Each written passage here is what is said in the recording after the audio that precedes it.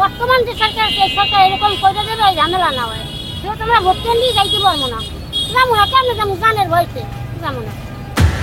আমরা চাই এমন একটা লোক আসুক যাতে দেশটা সে চালাতে পারে, সব জিনিসের সুবিধা করতে পারে। যেমন আমরা এই যে গাড়ি চালাই এইসবের এইটি কমাক। আমরা কাজ করি ভাত খাই, আমাকে তো মনে করেন তার ভিতরে কথা আছে।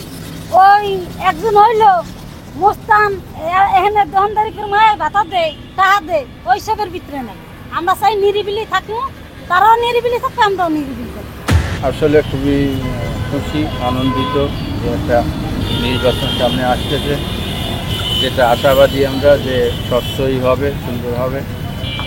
বৈষম্য মুক্ত একটা বাংলাদেশ হোক, সুষ্ঠু রাজনীতি হবে। আমরা বিগত বছরেও দেখে এসেছি একপাক্ষিক একটা নির্বাচন হয়েছে, সেখানে কোনো দলের বা কোনো জনমতের অংশগ্রহণ ছিল না।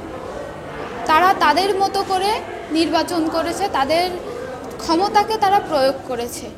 অন্তর্বর্তীকালীন সরকারের প্রধানের যে নির্বাচনের তারিখ ঘোষণা করছে বা রোডম্যাপ ঘোষণা করছে, এতে আমার মনে হচ্ছে জনমনে একটা স্বস্তি এসেছে। তারা হয়তো ভাবছে যে একটা নির্বাচিত দল যদি ক্ষমতায় আসে সেক্ষেত্রে দেশের আইন শৃঙ্খলা থেকে শুরু করে প্রশাসনিক কাঠামো সব দিকে একটা স্থিতিশীলতা আসে, সেক্ষেত্রে দেশে আবার শান্তি হয়তো বিরাজ করবে।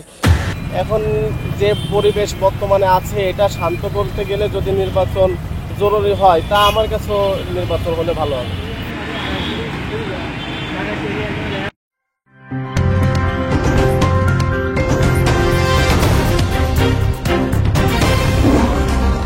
Voice of Tiger.